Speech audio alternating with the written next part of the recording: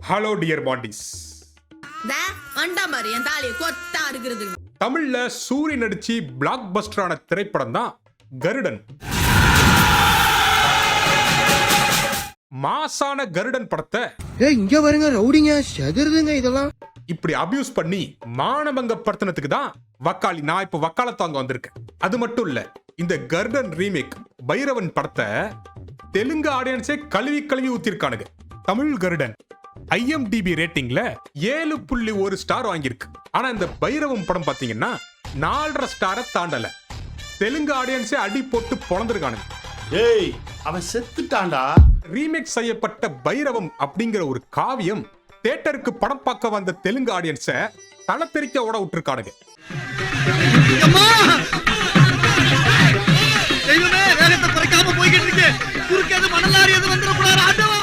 இப்போ இந்த படத்துல வர கேரக்டர்ஸ் பத்தி பாத்துருவோம். கருடன் படத்துடைய சூரி கேரக்டர்ல வெல்லம் கொண்ட சீனிவாஸ் அப்படிங்கிற ஒருத்தர் நடிச்சிருக்காரு. அதுக்கப்புறம் நம்ம சசிகுமார் கேரக்டர்ல என்ன சொல்ல சொன்னா என்ன சொல்லிட்டு இருக்க? நாரா ரோஹித்தோ எது பிடிச்சிருக்கோ அதை நீங்க வச்சுக்கோங்க. அப்புறம் உன்னி முக்குந்தன் கேரக்டர்ல மஞ்சு மனோஜ் அப்படிங்கிற ஒருத்தர் நடிச்சிருக்காரு. அதுக்கப்புறம் ஃபைனலா நம்ம ஹை பட்ஜெட் சங்கர் ப்ரொடியூஸ் பண்ண லோ பட்ஜெட் ஹீரோயினான அதிதி சங்கரும் இந்த படத்துல நடிச்சிருக்காங்க. மத்த கேரக்டர்ல யாரெல்லாம் கழிஞ்சு வச்சிருக்கா அப்படிங்கறத நம்ம வீடியோக்குள்ள போய் பார்ப்போம். நம்ம கருடன் படத்துல நம்ம சமுத்திரக்கனி போலீஸ் கேரக்டர்ல நடிச்சிருப்பாரு. அவர் புதுசா ஒரு வீட்டுக்கு குடி போகும் போது அவருடைய குழந்தை பொம்மையை எடுக்க வெளில வருவா. அப்போதான் நம்ம சூரியோட இன்ட்ரோ. அந்த குழந்தைய காப்பாத்துற மாதிரி ஒரு சீன் ஒண்ணு வச்சிருப்பாங்க. இப்போ இந்த சீன் எவ்வளவு ரியலிஸ்டிக்கா எடுத்திருக்காங்க. இப்ப அப்படியே நம்ம தெலுங்கு சினிமாக்கு போவோம்.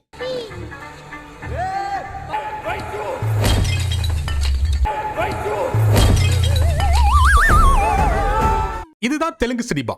இந்த சீனை இவங்களால கிராபிக்ஸே இல்லாம எடுக்க முடியும். நான் நினைச்சா பண்ணலாம், ஆனா பண்ண மாட்டேன்.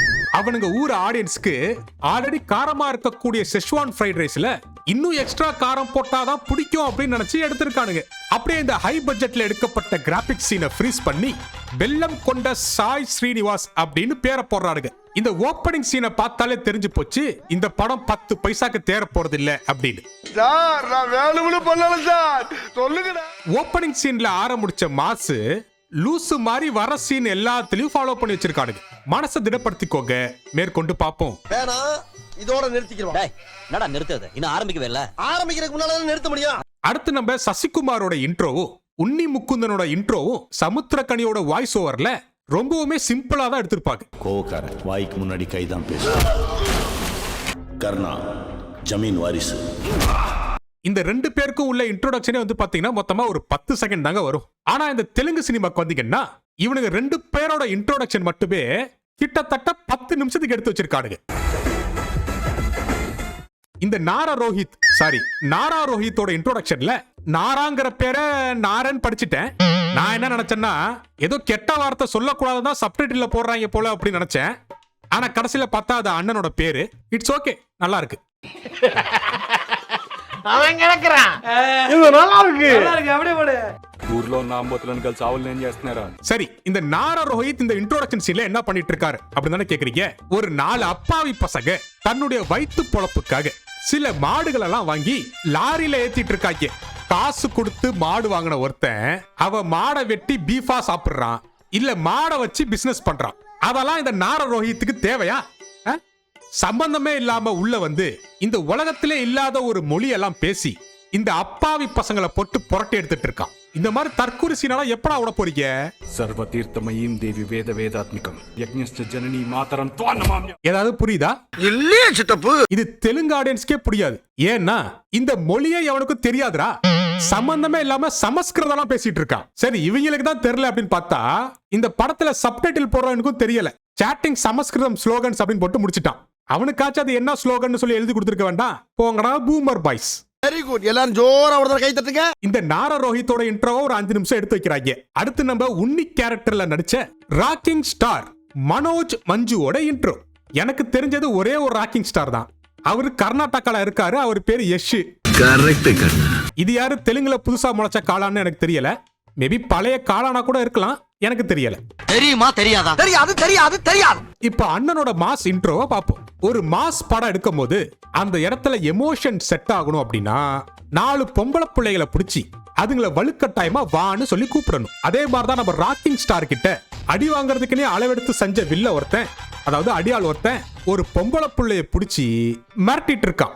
அப்பதான் நம்ம ராக்கிங் ஸ்டார் மனோஜ் மஞ்சு வராரு. விண்வெளி நாயகா. அதுக்கப்புறம் நம்ம ராக்கிங் ஸ்டார் எல்லாத்தையும் அடிச்சு மில்கி வே கேலக்சி வரைக்கும் பார்க்க விட்டுறாரு. இப்படி இவனுங்க இன்ட்ரோ மட்டும் ஒரு 10 நிமிஷம் போட்டு கழிஞ்சு வச்சுட்டு அப்புறமேட்டு தான் படத்துக்குள்ளே போறானுங்க. அப்படியே நம்ம கருடன் படத்துக்கு வந்தோம்னா நம்ம சூரிக்கு உன்னி எப்படி ஒரு அண்ணன் ஆனாரு அப்படிங்கிறதுக்கு ஒரு பிளாஷ்பேக் ஒன்று காமிச்சிருப்பாங்க. நம்ம உன்னி முக்குந்தனை ஒரு இடத்துக்கு பாலை எடுக்க அமைச்சிருவாங்க. அந்த இடத்துல ஒரு வெறி நாய் நம்ம உன்னி முக்குந்தனை பயங்கரமா துரத்தும். அப்ப நம்ம சூரி வந்து காப்பாத்துவாப்ல.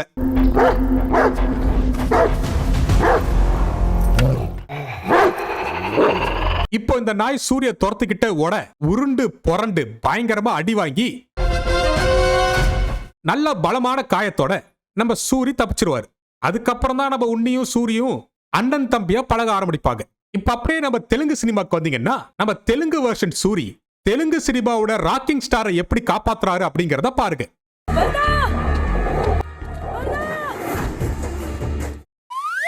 தம்பி எங்க டைரக்டா விண்வெளியில இருந்தே குச்சிட்டியா?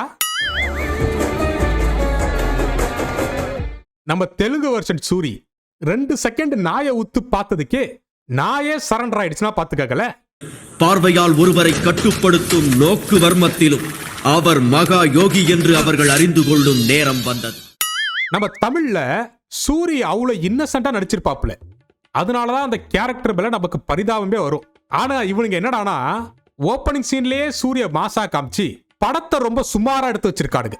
எது எப்படியோ இந்த தெலுங்கு வெர்ஷன் சூரி கேரக்டருக்கு நாயை எப்படி சூனியம் பண்றதெல்லாம் தெரிஞ்சிருக்கு. விண்வெளியில இருந்து குதிச்சிருக்காருல, அப்புறம் சூப்பர் பவர்லாம் இருக்கதானே செய்யும். என்ன நான் சொல்றது. அடுத்து நம்ம உன்னி கிருஷ்ணனோட அம்மா கேரக்டர்ல வடிவுக்கரசி அவர்கள் நடிச்சிருப்பாங்க. இங்க தெலுங்கு வெர்ஷன்ல நிதின் கபூர். இவங்க பார்க்கதான் எங்க இருப்பாங்க, ஆனா இவங்களுக்கு 66 வயசா. அதாவது நம்ம வடிவுக்கரசிக்கே 63 வயசு தான். என்ன டை யூஸ் பண்றாங்கன்னு தெரியல.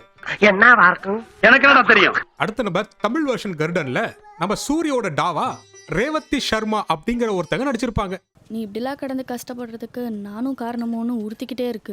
இப்ப அப்படியே நம்ம தெலுங்கு சினிமாக்கு போவோம். அங்க இன்னும் உங்களுக்கு பயங்கரமா உறுத்தும். அப்படியே இந்த தெலுங்கு வெர்ஷன் சூரிக்கு வந்தீங்கன்னா அவருக்கு ஜோடி யாருன்னா, எஸ் யூ ஆர் ரைட், நம்ம ஹை பட்ஜெட் சங்கரோட பொண்ணு லோ பட்ஜெட் அதித்தி தான் நடிச்சிருக்காங்க.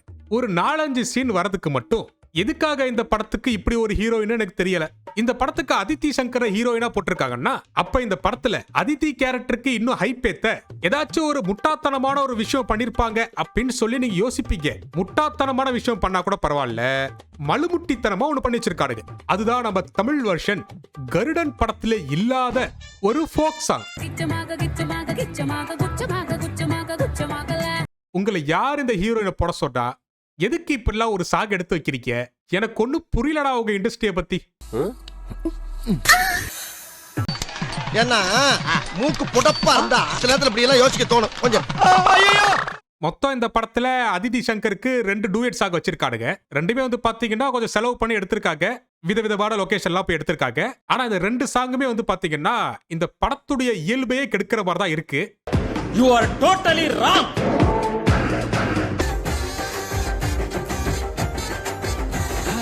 அடுத்து நம்ம கருடன் படத்துல பாத்தீங்கன்னா நம்ம உன்னி முக்குந்தனோட கேரக்டர் ஒரு வாழ்ந்து கெட்ட ஒரு ஜமீன் கேரக்டர். அவருடைய ட்ரெஸ் எல்லாம் வந்து பாத்தீங்கன்னா அவ்வளவு சிம்பிளா தான் அந்த காஸ்டியூமே வந்து பண்ணிருப்பாங்க. அப்பதான் எப்படி வாழ்ந்த ஃபேமிலி இப்படி ஆயிடுச்சே அப்படிங்கிற மாதிரி ஆடியன்ஸ்க்கு அந்த எமோஷன் கொஞ்சம் கனெக்ட் ஆகும். ஆனா இந்த பைரவம் படத்துல பாத்தீங்கன்னா இவனுங்க ஷூட்டிங் எடுத்த ஊர்ல டெய்லியும் கெடா வெட்டி கல்யாணம் காது குத்து நடக்கும் போல. நம்ம ராக் ஸ்டார் வர சீன் எல்லாம் விலை உயர்ந்த ஆடைகள் தான் போட்டு வருவாங்க. துபாய் ட்ரெஸ் துபாயில தானே போடணும், ஏன் தமிழ்நாட்டுல போடுற? அதே மாதிரி நம்ம ராக் ஸ்டாரோட ஒய்ஃபா ஆனந்தி அவர்கள் நடிச்சிருப்பாங்க. அதாவது தமிழ்ல ரோஷினியோட கேரக்டர். நம்ம ஆனந்தியும் படம் ஃபுல்லா வந்து பாத்தீங்கன்னா வாழ்ந்து கெட்ட ஜமீன் மாதிரிலாம் இருக்க மாட்டாங்க. ஏதோ பெரிய மன்னர் பரம்பரை மாதிரி தான் படம் ஃபுல்லா காஸ்ட்லியான சேலைகள், பட்டு சாரிகள், இப்படிப்பட்ட விலை உயர்ந்த ஆடைகள் மட்டுமே உடுத்திட்டு வருவாங்க. சொக்க தங்கம் ஜுவல்லரி, சொக்க வைக்கும் ஜுவல்லரி. இது கூட பரவாயில்லங்க. நம்ம தமிழ் வெர்ஷன்ல காலங்காலமா நம்ம கிட்ட இருந்த கோவில் சாவி இப்போ சசிகுமார் கையில போயிடுச்சு அப்படிங்கிற விரக்தியில நம்ம ரோஷினி தூக்கு மாட்டிக்க போவாங்க.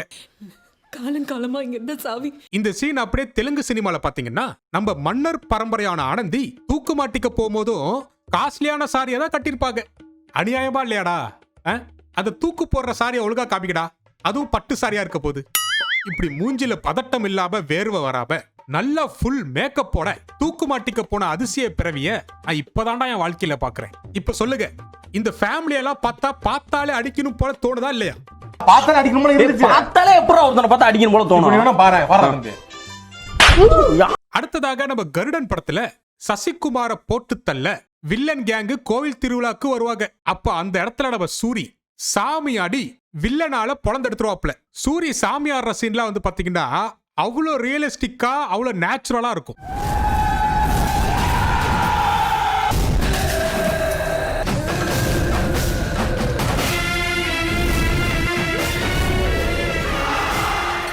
ஆனா அந்த பைரவம் படத்துல பாத்தீங்கன்னா மனநலம் பாதிக்கப்பட்ட ஒருத்தன் உங்களில் யார் அடுத்த பிரபுதாவுக்கு போய் கலந்துகிட்டா எப்படிப்பட்ட ரியாக்ஷன் எப்படிப்பட்ட எமோஷன்லாம் கொடுப்பானோ அது மாதிரி பர்ஃபார்மன்ஸ் பண்ணிட்டு இருப்பாப்ல. ஐயோ இங்க பாருங்க ரவுடிங்க செதறுதுங்க இதெல்லாம். பயங்கரமா இருக்கலாம். இங்க பாருங்க ரவுடிக்கா. ஐயோ ரவுடி மாதிரியே இருக்கடா உன் மூஞ்ச பக்கறப்ப. எனக்கு இது ஜிம்மு பசங்க மாதிரி வா, ஜிம்முக்கு போயிட்டு வர மாதிரி. இதெல்லாம் பார்க்கும்போது எனக்கு பிக் பாஸ் ஜூலி நடிச்ச அம்மன் தாய் படம் தான் ஞாபகம் வருது. நம்ம ஆளு ஜூலிக்கே டஃப் கொடுக்கறாப்ல.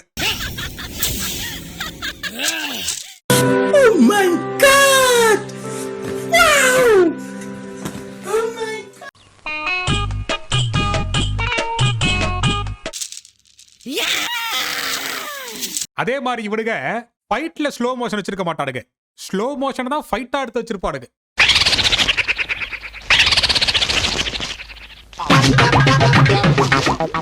எனக்கு இந்த கருடன் படத்துல பிடிச்ச சீன் என்னன்னா இந்த கிளைமேக்ஸ்ல வரக்கூடிய சீன் தான். சசிகுமார கொன்றுவாங்க. சசிகுமாரோட புள்ளையும் அவரோட ஒய்ஃபும் அனாதையாருவாங்க. அப்ப நம்ம உன்னி முக்குந்தன் என்ன பண்ணுவாருன்னா கருணையே இல்லாம சசிகுமாரோட ஃபேமிலியும் போட்டு தள்ள பிளான் பண்ணிடுவாரு. அப்ப நம்ம சூரி தன்னோட சொந்த அண்ணன் மாதிரி அப்படின்னு நினைச்ச உன்னி முக்குந்தனையே அடிச்சு கொண்டு போடுவாப்புல.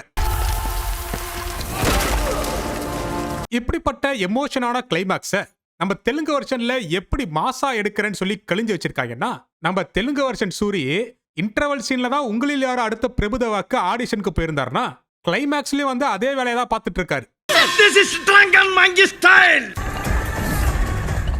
சூரிய அடிச்சு ஒத்த கையால பாகிஸ்தான் பார்டருக்கே பறக்க விட்டுறாரு. நம்ம சூரியனை பாகிஸ்தான்ல போய் உழுவ அந்த இடத்துல ஒரு கோவில் இருக்குங்க. அங்க போய் உழுதோட திடீர்னு மார்வல்ல இருக்கக்கூடிய நம்ம சூப்பர் ஹீரோ டாக்டர் ஸ்ட்ரேஞ்சோட பவர் எல்லாம் கிடைக்குது.